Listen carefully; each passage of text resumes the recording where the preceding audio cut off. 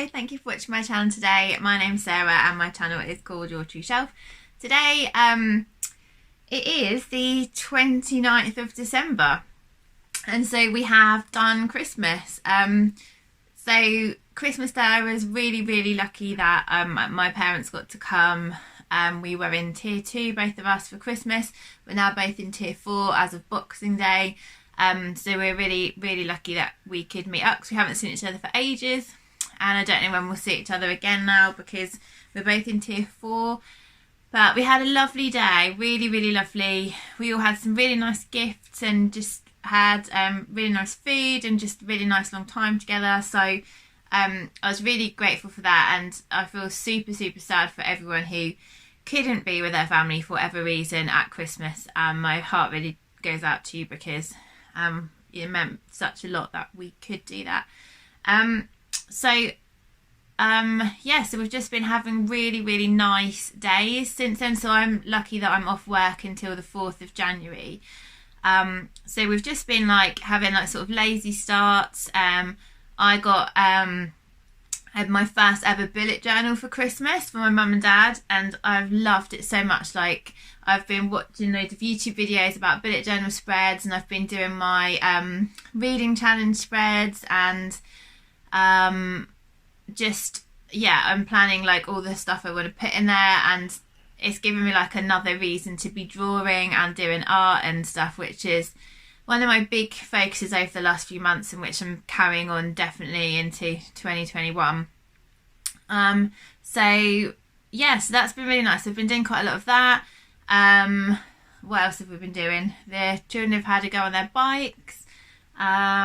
Been doing some reading, obviously. Just chilling, watch some films. It's just been such a lovely time. I think it's a really nice sort of time of rest for over this, once all the sort of madness of the hype's all past, you just get this nice rest afterwards, which is really nice. So I'm going to tell you about the books that I've hauled recently, most of which were from Christmas.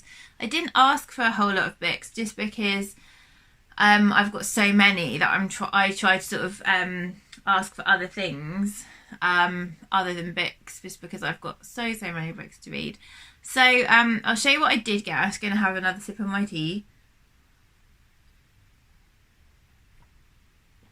Okay, so the first book that I got was a complete surprise from Karen Evans, who also has a booktube channel that I'd really recommend. Her channel is lovely and we read so many of the same books, which is really nice. And she sent me a book completely unexpected, which I'd seen her review on her channel, and I said that I really wanted to read it, and it's The Parker Inheritance by Varian Johnson. So this is really cute cover. This is I think middle grade book, and it's about a girl called Candice who finds an old letter addressed to her grandmother, and she discovers a story about a young woman and an injustice that happened decades ago, and a mystery enfolding its writer, and the fortune that awaits the person who solves the puzzle. So she gets the help of a boy who lives across the street from her, and they try and decipher the clues and find the fortune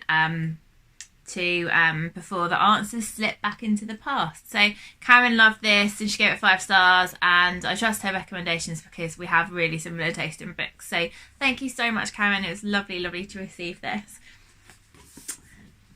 The next present was also from booktube, and it was from Sean and Bert at Pastory Time, and this was another complete surprise, which is super lovely. And it's this book here called Between Two Worlds, Lessons from the Other Side by Tyler Henry. So Tyler Henry is a medium and psychic in America, and he has a TV show called Hollywood Medium, and he's done readings for celebrities as well, and it's about his gift and what it was like growing up having this gift, and what it just basically how his mediumship has developed. So Sean and I buddy read this, The Light Between Us by Laura Lynn Jackson, this year, sorry, we haven't got out of 2020 yet, and this seems quite similar. on the subject matter. So I'm really, really looking forward to that. And thank you so much, Sean and Bert, for this lovely gift. Then I gave my husband the trial of going into a bookshop and just choosing something for me. So I gave him no clues other than I said it's probably safest to get me a YA or middle grade book because I have less of those and there's less chance that he'll get one that I've already read than if he goes up to like sort of one of their bestseller tables or whatever. So he chose this for me. This is the Ickabog by J K Rowling. So this is a really beautiful edition. It's a hardback. It's a really pretty cover, and then inside the book itself is also very beautiful, which is lovely. So I'm not exactly sure what it's about. So I know it's a sort of a children's fantasy book. So it looks like there's this lovely kingdom, which is there is an Ickabog monster, which might just be a myth or it might be real. And some children have to go into an adventure to find out. This has got lovely illustrations. So she had a competition for the illustrations in her book. So you can see that the children have done these illustrations. They're so talented. So this is by an 8-year-old. Isn't that amazing? And then, so I'll just find another one. Yeah, so here, age 8. And these guys are so talented. It's insane. So it's so lovely that they got to have competitions to have their artwork in the book as well. There was one I found which was just amazing. I mean, this little girl, she's 7. It's so good. So good. Yeah, age 12. Just gorgeous. So I'm really looking forward to it because obviously I've read Harry Potter's, I've read The Casual Vacancy, and I've read I've read some of the Robert Galbraith series as well. So this will be interesting to read this one as well. And then the next one was a really lovely surprise. So one of my friends at work, she just knocked on my door to my office and said, I got you a present, I thought you needed cheering up and I bought this for you, which was just like the kindest thing, so kind and so lovely. And she got me a book of poetry, which is called The Dark Between Stars by Atticus, which is beautiful. And I've read some of the poems, but I haven't read all of them yet. So some of them are really, really short, just like that. And there's really gorgeous pictures in there as well. And so they're just really lovely, and yeah, there's just like little words and pictures, and some of them are black paper, some of them are white paper. Yeah, and it just looks so magical. So I'm really looking forward to like reading the whole collection because it really looks like my cup of tea, and I think she knows like the kind of thing I'd like. So yeah, and it's such a gorgeous cover as well. See, another gorgeous gift. And then, oh, this is heavy. Finally, some books that I did put on my wish list. This is the only thing I asked for specifically. And my mum and dad got me this, a series, which is the After series by Anna Todd. So this is a new adult romance series. I talked about After, the first one, which I read about a month ago or 6 weeks ago, and I was totally obsessed. Like, I couldn't stop reading it. And I found out about the whole series because I watched After on Netflix, which is a Netflix original film. And then it said it was based on a book, so I thought I wanted to read the book. This is about a girl who's called Tessa, and she's like she works really hard at school, and she's always sort of kind of, her mum's planned her whole life out for her, and she's really good. And she goes to university. She's got a boyfriend who's a year younger than her, and he's like kind of squeaky clean and good as well.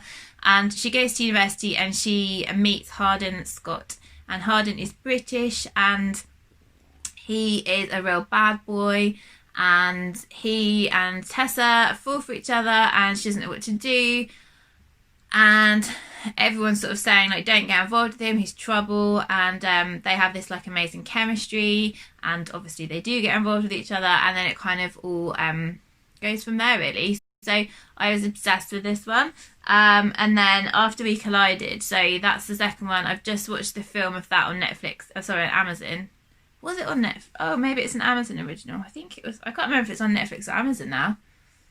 Maybe it was. I think it is Netflix. But anyway, I've just watched After We Collided, and I didn't think it was quite as good, but I know the book's going to be like totally addictive again. So yeah, I got the whole series, so I'm really excited to just like tear through these. So that's all the books that I got. I'm just gonna wrap because I haven't finished that many books. So I've got this like light shining right in my face because it's really getting dark, and I feel like I haven't got any foundation on, so I feel like I look really, really white and ghostly. Anyway, so yeah. Oh, I also got this bit. Hold on, this jumper. I'll just show you.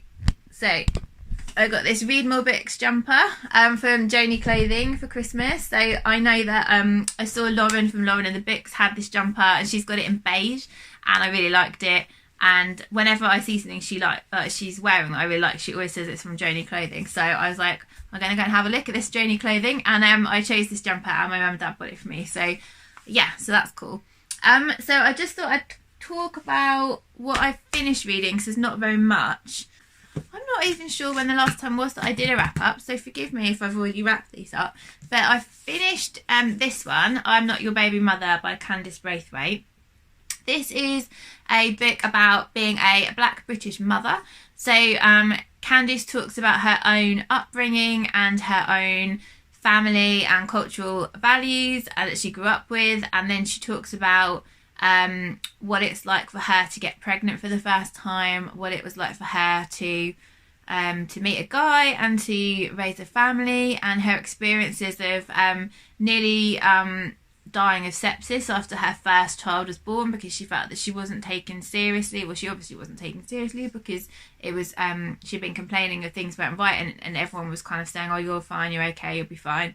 And it talks about like this expression baby mother, and that's why it's called I'm Not Your Baby Mother, because it's kind of dissembling this stereotype and saying why it's like a phrase which is completely inappropriate and shouldn't be in use, and how derogatory it is. And so she talks about her experiences of, you know, people saying that they didn't want to become a baby mother, and about their relationships and all this kind of thing. And so it's really interesting. I really enjoyed reading it, and it's interesting kind of as a white mother how you realise that from this book how everything is kind of geared towards white mothers in terms of like advertising, magazines, baby groups, like loads of stuff. It's all seemed to be geared towards white mothers, and so it's really interesting for me to learn about what it was like from Candice's perspective and being a mother as well.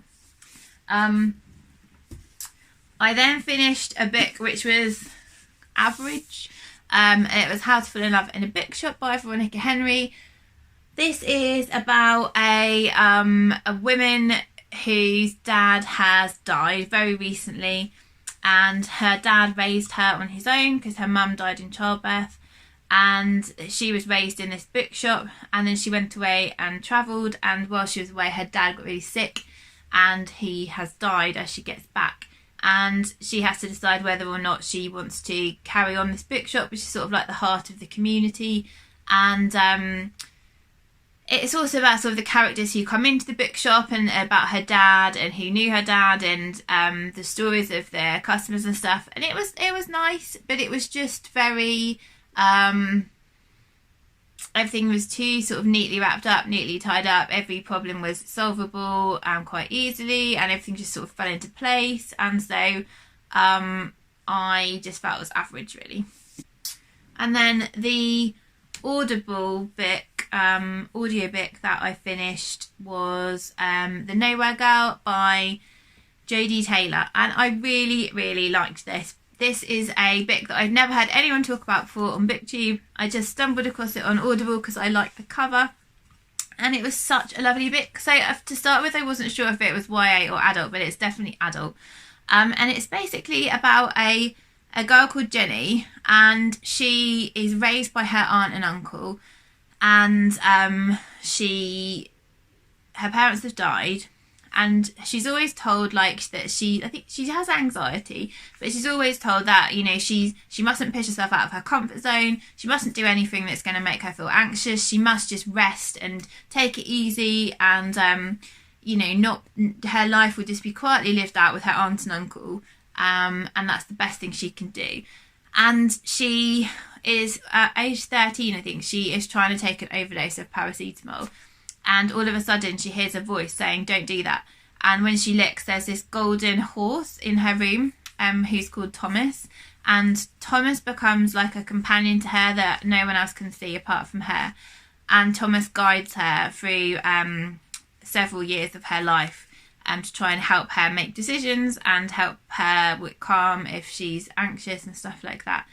And we learn right at the beginning of the book that she's going to receive a marriage proposal and get married on a whim to a guy called Russell Chetland, who used to date her cousin, and that her life is going to change. We know this right from the beginning, and I just loved this. I loved the book. It was really, it had like some romance in, it talked about mental health, it talked about like an oppressive family and family issues. It talked about it's set in this when Jenny marries Russell, it's set in this kind of rambling old farmhouse, and there's some, I don't know, just like kind of Russell's kind of like your sort of impoverished sort of farming gentleman, and I don't know, I could picture the characters like so well, and they all had such a spark to them. And I think this book was added an extra something by the narrator, because she did such a great job narrating it